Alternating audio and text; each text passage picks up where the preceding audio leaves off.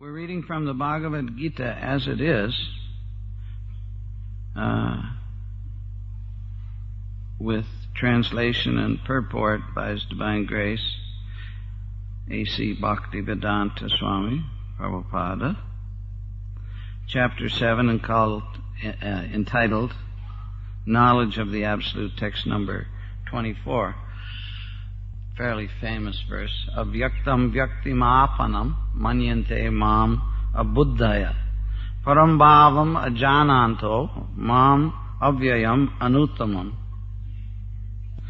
Unintelligent men who do not know me perfectly think that I, the Supreme Personality of Godhead, Kṛṣṇa, was impersonal before and have now assumed this personality. Due to their small knowledge, they do not know my higher nature, which is imperishable, not perishable, and supreme. Due to their small knowledge, they do not know my higher nature, which is imperishable and supreme. So, Kṛṣṇa is Vibhu, or unlimited, and we are Anu, or very small. We are equal to Kṛṣṇa in quality, but in quantity He is the supreme conscious being, and we're like a spark unto the fire, or a particle of light unto the sun. So we're very small, and it is not possible for the limited individual jiva soul to know the limits of the unlimited Supreme Personality of Godhead. So, we are men of small knowledge, basically.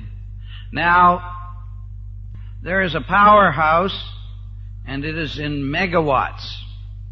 And there's a light bulb, and it's 60 watts, or 100 watts. Now, if that bulb is burning fully to 60 watts, then it's perfect.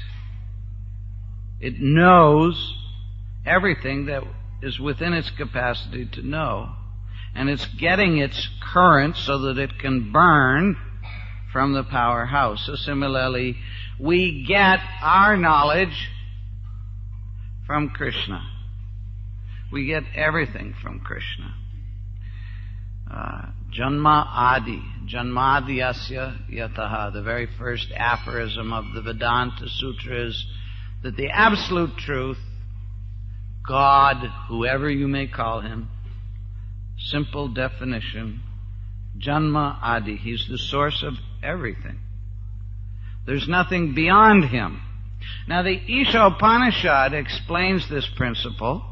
The Vedanta Sutra was written by Vyasadeva, and then the further explication of the Vedanta was compiled in the Upanishads, because the Vedanta's sutras or codes not easy to understand. So he further elucidated in the Upanishads, and there the Isha Upanishad is the first or oldest of the Upanishads, and there it is explained that Om, or Kṛṣṇa, Om Purnam, Adaha Purnamidam, Purnat Purnamudachyate, Purnasya Purnamadaya, Purnameva Vashishyate.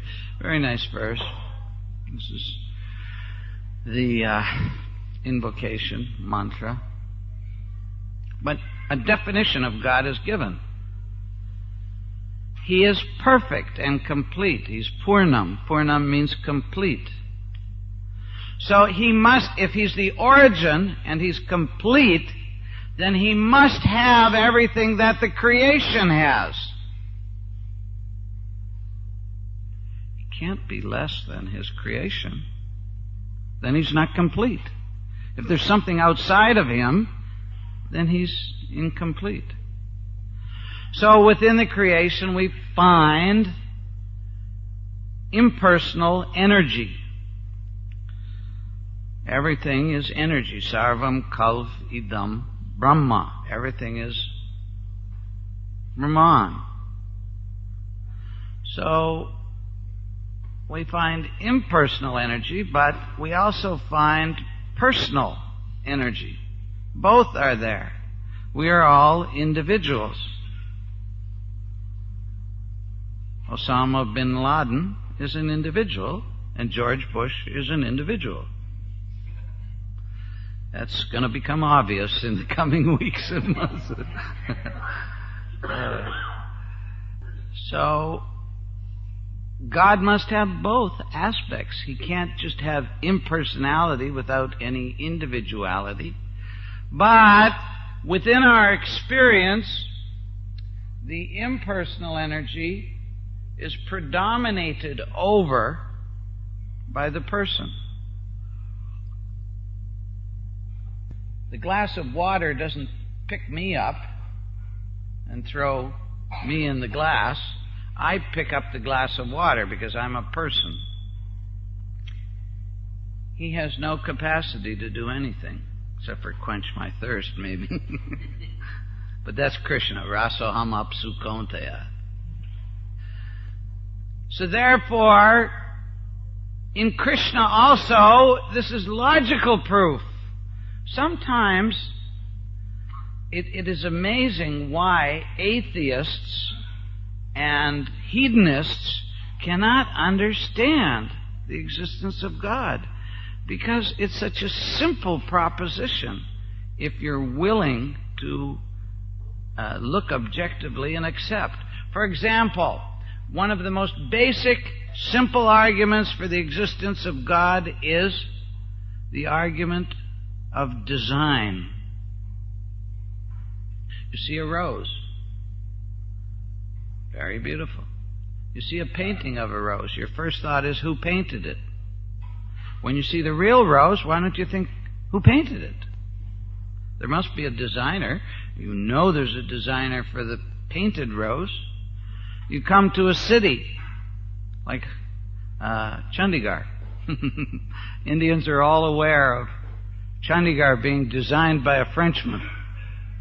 And it's actually a very good city in many ways. It has big, wide roads, and it was built, a long time ago, so it was designed fairly well in sectors, very logically laid out, whatever. So many other things. So, in the same way, there is a design in the universe. If the sun were 1 degree closer, looks like something like that is happening in Vancouver. It's getting warmer and warmer these days, but maybe it's global warming. Global warming. It's a warning about global warming. But if it were 1 degree farther away, we'd freeze to death. And if it were 1 degree closer, we'd all burn in the frying pan of life. There's a verse, actually, it's a discussion between Yudhisthira and Yama. And he talks about the frying pan of life. And we're in the frying pan, and the sunlight is the stirring rod or the fire. I don't know. There's a number of comparisons given there, but time is the paddle. Okay. So that's. But the point I'm trying to make is that Kṛṣṇa is Param Brahman. He's the Supreme Person. And just because people of small knowledge, men of small knowledge can't see it,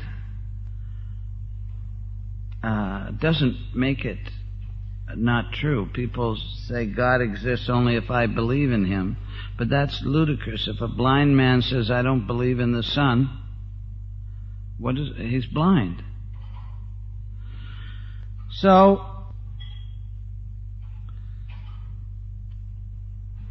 Kṛṣṇa is the Supreme Person, the Supreme Controller, Parameshwar.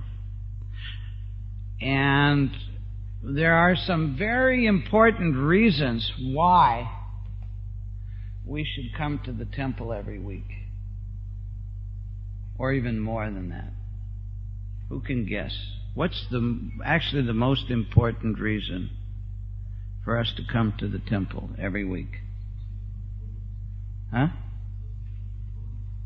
See other devotees, yes, that's important.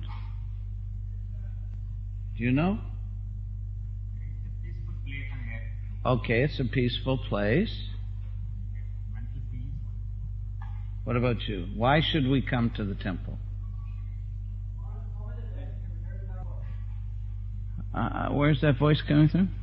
Oh, what did you say?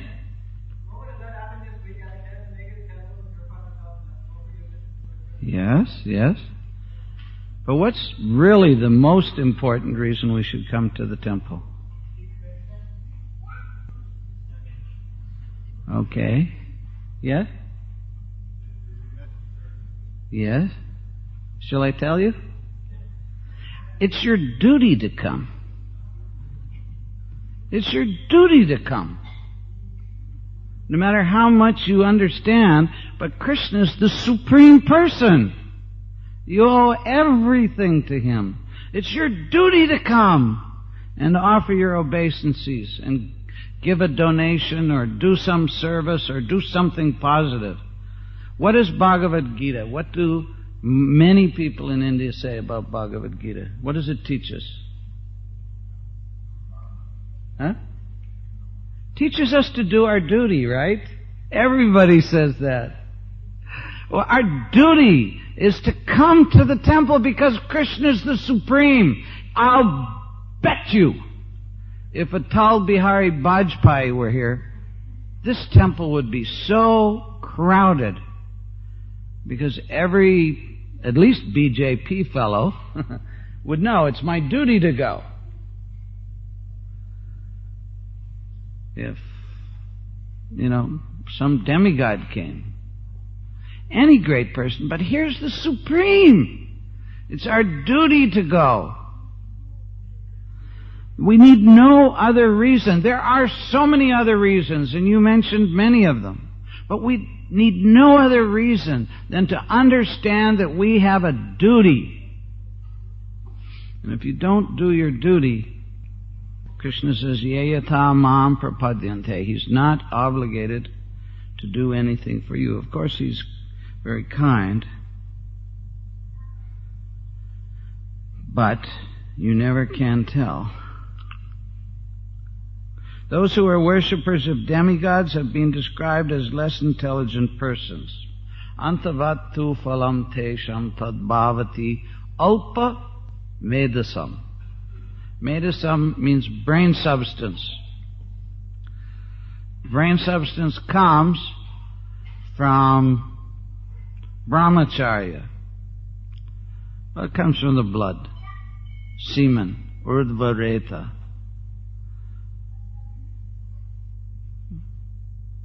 Good brain substance.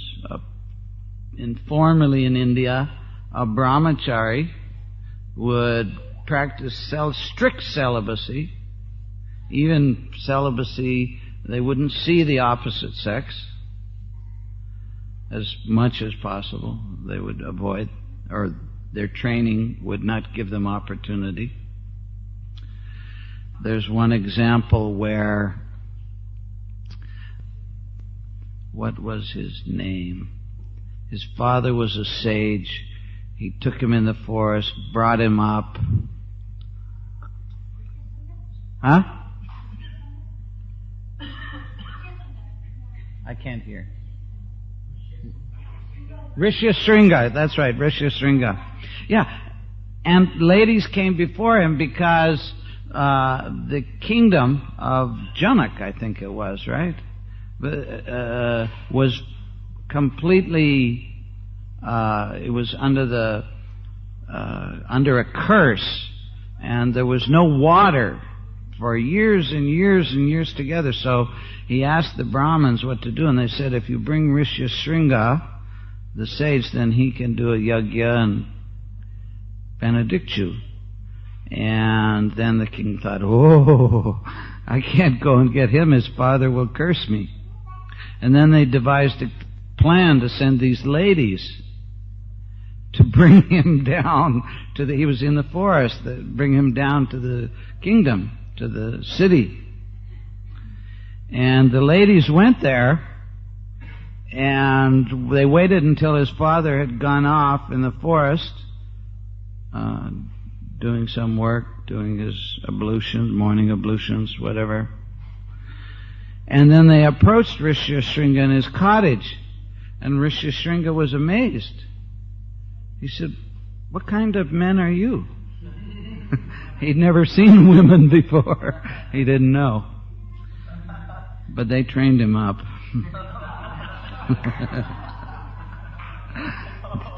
Then he went down. And he became a great sage as a householder. But the point is that by practice of brahmacharya, one gets very good brain substance. But Alpamedasa, someone who thinks that by bribing some demigod. Now, there are many people who just don't know, although there are 4 great acharyas. All the Vedas point to Kṛṣṇa as being the supreme. There's Ramanuja, Madhva, Nimbarka, and Vishnu Swami, and even Shankaracharya glorified Lord Kṛṣṇa as the supreme, ultimately. Although he did give an alternative for his followers. He gave his Sharirak Bhasya, which is impersonal in its teaching, but that was not Shankaracharya's actual philosophy, because he is himself an incarnation of Lord Shiva.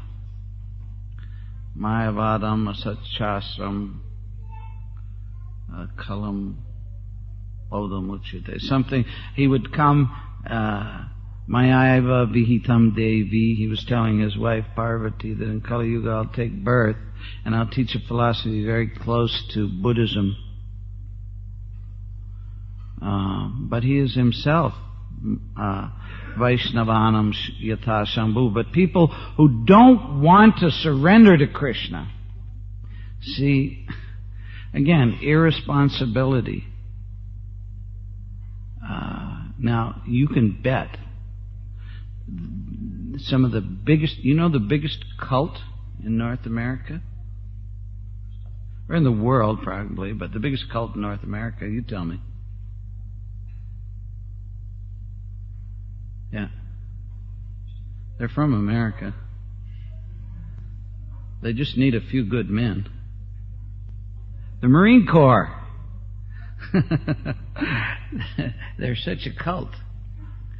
But they're focused. They're fixed. They're trained. Their minds are focused on their work. And that's actually Ekeha Kurunandana. Bahushaka hi anantascha. Those who don't want to become focused on Kṛṣṇa, they're irresolute. Their mind is many-branched. And some of these people think that they can become happy in the material world. This is the biggest illusion. This is Dukhalayama Shasvatam. Part of the aggregate which Kṛṣṇa calls knowledge is to understand Janma, Mrityu, Jara, Vyadi. You can't be happy as long as you're being plagued by these things. You can't be happy. Are any of you happy to get old? Do you like disease? Is that really, gee, I wish I could get another disease. It's so much fun. God, oh God. I was trying for cancer and all I got was, bubonic plague.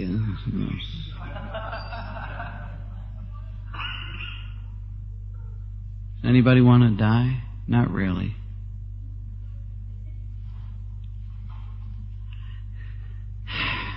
It's It's actually very hard to commit suicide. Many people attempt it every year, but they just really don't want to die. They want their emotional problems to be solved, but it's not easy. Because we want to live. Everybody in the World Trade Center, they were rushing to get out. It's not like they thought, oh, the building's coming down, I guess they'll have another Marlboro. No, they were rushing to get out. Because they wanted to live. And we all want to live. But we're forced to get old, we're forced to get diseased, we're forced to die, and we're forced to be reborn. So this material world is dukkhalayam, place of misery. And it's ashashvatam. No matter how, relatively speaking, you may find yourself, maybe you live in West Vancouver, or maybe you live in Marine Drive there, or in Hollywood, or Potomac, or whatever it is. It won't last forever. You know, Prabhupada talks about the big man who's so attached to his house, builds up his house, big house, so attached, and then in his next life he becomes a cockroach in the same house. He takes birth, but he gets to come back to that house, but as a cockroach. Or, like the story Ye Hai Zindagi. Any of you see that? What was it? Ashok Kumar? Huh? Ye Hai Zindagi? How many of you saw that movie? It was actually a very good movie. They used, that guy who made it, he used Prabhupada's Bhagavad Gita in it. It was a great story. I got to tell it to you. This guy was very poor, and he and his wife were living with their children in a little small place, and he was working in a restaurant, and the owner of the restaurant was always giving him a tough time and chastising him and this and that. And so anyway, somehow or other, he got a hot tip on a lottery. So his wife used to worship little deity of Kṛṣṇa. And even though they were so poor, she used to put away a little money for Kṛṣṇa, a few paisa, whatever she could do. So one day, he was so lusty that he raided her box and took the money and put it on the lottery. He won. And then, it's a story about how then he bought out the restaurant and gave trouble to the restaurant owner who was forced to be employed in his service. And then he got many restaurants, and then he this and that and this and that. But it didn't turn out so well, because then his daughter, who was taking riding lessons, had an illicit affair with the riding instructor, and his son tried to take his wealth and everything away from him, plotted against him. And every step along the way, Kṛṣṇa would appear to him. A beautiful form of Kṛṣṇa would appear to him. An actor, someone played Kṛṣṇa, and was quoting Bhagavad Gita to him. And, he was always talking back to Kṛṣṇa. It was so funny, It was... what are you complaining about, Kṛṣṇa? You're taking money and you have so many houses all over the world. And, like that. So finally it ends up, he's sick, and there's a strike in his hotels, and, everything's gone bad. And Kṛṣṇa comes to him, and he's lying in bed, and he's got a chest of medicines. And Kṛṣṇa says, oh, this has all happened to you? Yes, it's very bad. Why? Well, what have you got there? Well, this is terramycin, streptomycin, mycin. Aha, Kṛṣṇa said, mycin. That was really cute. I think it was distributed, it is distributed by ITV. But those who think they can be happy in this material world are foolish. They're really foolish. You can exist here temporarily and tolerate. Tam stitikshasva bharata. You can tolerate matra sparshas, like you tolerate winter and summer. But ultimately you should know that the only solution is to get out of the material world. As much as making a bathroom smell nice is a futile, vain attempt. You should finish your business quickly and get out. It's ludicrous to try and make it smell nice. So those who worship demigods, they're less intelligent because they're trying to be happy in the material world. And you can't.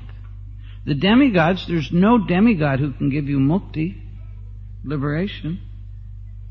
None of them promise that.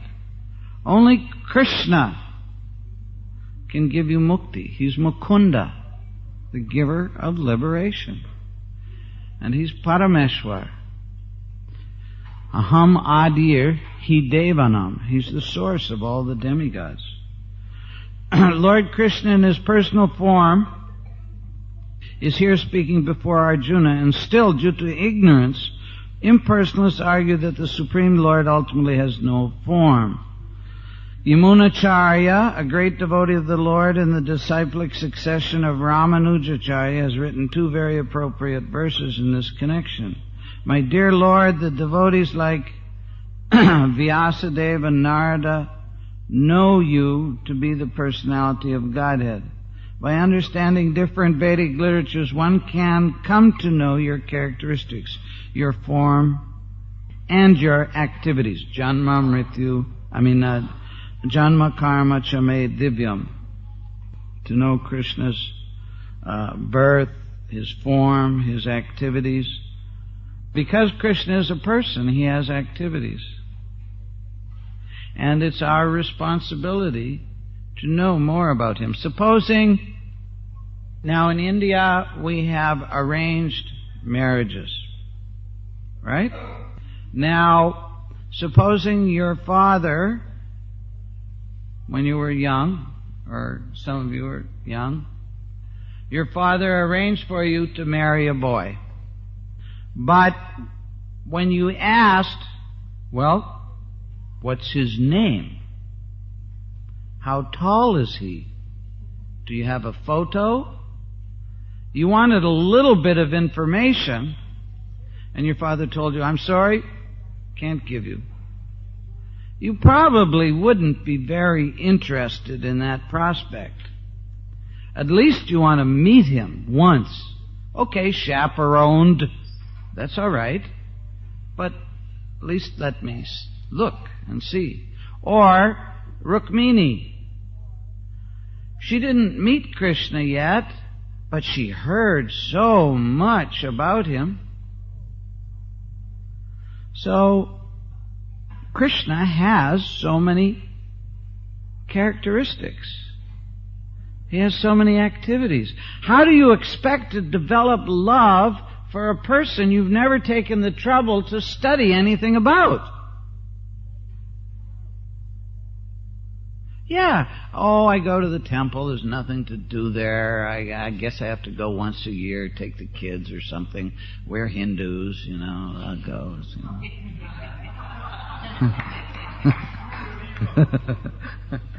But you should know factually who is Kṛṣṇa. The more knowledge you develop of him, the more you'll be interested. All right, I said it's your duty to go. That's true.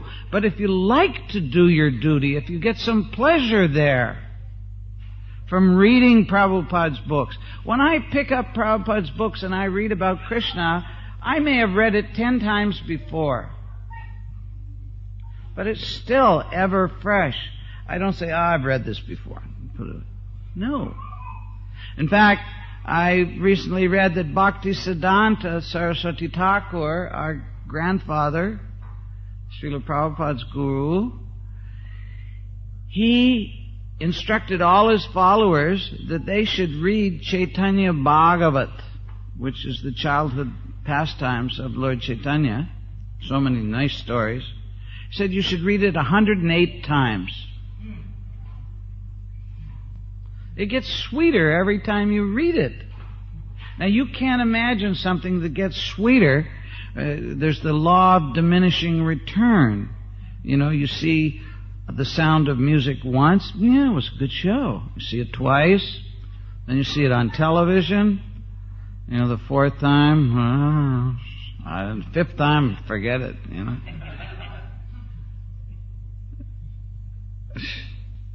You just, that's the material world. But spiritually, the more you chant Krishna's name, the sweeter it gets.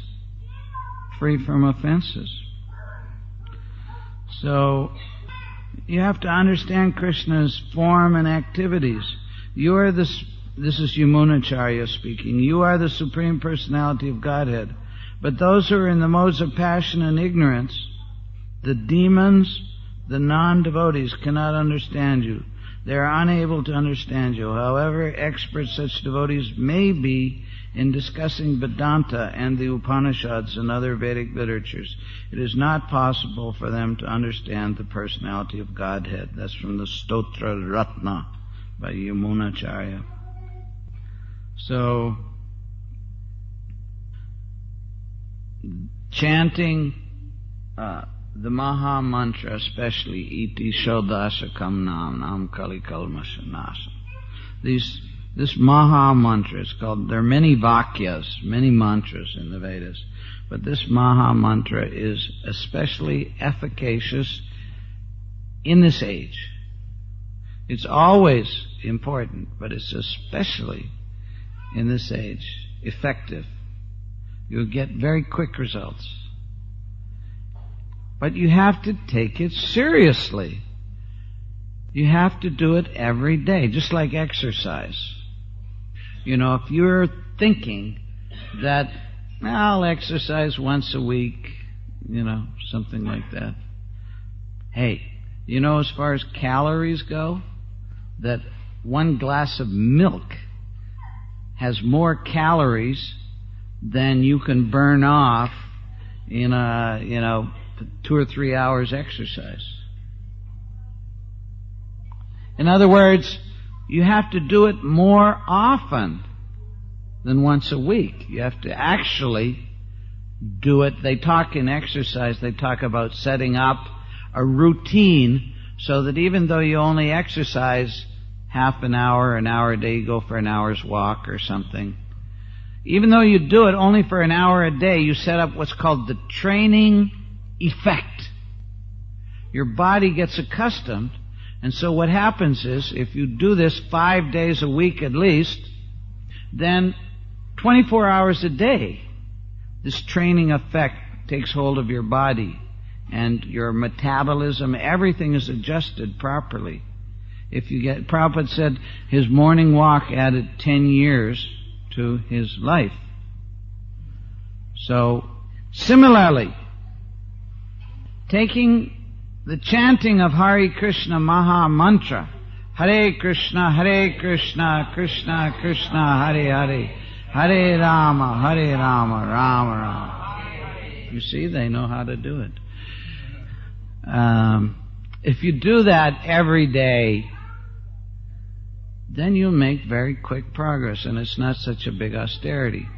If you go to a gym or something for weight loss or something, and you tell the instructor, or the instructor tells you, yes, we have a very good program here, and if you follow it for 35 years, I guarantee you'll lose 3 pounds. You know, say, have you got a little bit more advanced program?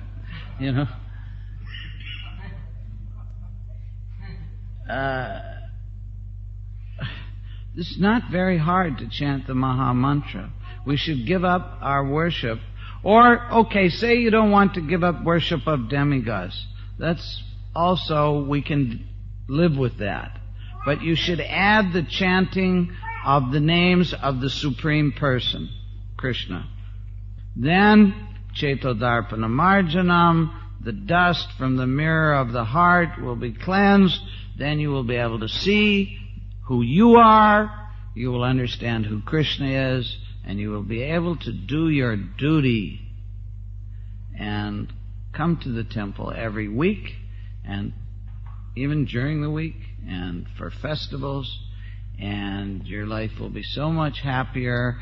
And when your mind is fixed, Ekeha Kuru Nandana, then the miseries of material existence will no longer affect you. Pardon me, they'll no longer affect you. I was listening to a tape of Srila Prabhupada in Delhi on a morning walk in 72, 73, something like that, 74. And they were talking about the communists and the capitalists. They were talking about the Americans and the Russians and nuclear weapons, and so there was some kind of threat that there might be a nuclear holocaust. Sound familiar? There's always a threat in the material world. Always a threat. But anyway, the devotees, Prabhupada, if there's a nuclear war, what will we do? And Prabhupada said, we'll chant Hare Kṛṣṇa. And then a little while later, somebody asked, Prabhupada, if there's a world war, what should we do to prepare for it? And Prabhupada said, you should prepare to chant Hare Kṛṣṇa. Because after all, material world is temporary. And he said we have our Mayapur, we have our Vrindavan, we have Sharanagati, whatever. But the main point is that you should prepare Ante Narayana Smriti, Janma Labak Parak Pungsang Ante Narayana Smriti. The perfection of your life will be to remember God at the time of death. And if you take up this chanting process, you are much more likely to achieve success than any other thing that you may endeavor to do. This chanting is simultaneously easy and sublime. So, I will stop there. Are there any questions or comments?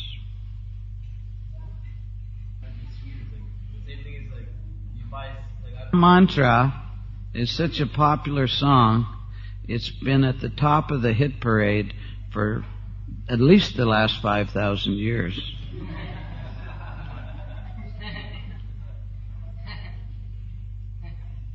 Any other questions?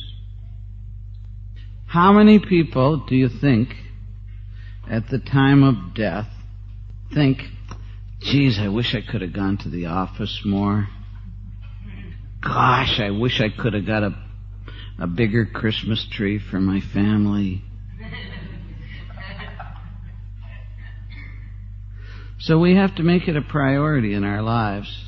People tell me all the time, Swamiji, I can't come to the temple because I don't have time. And I get a little disturbed at their foolishness.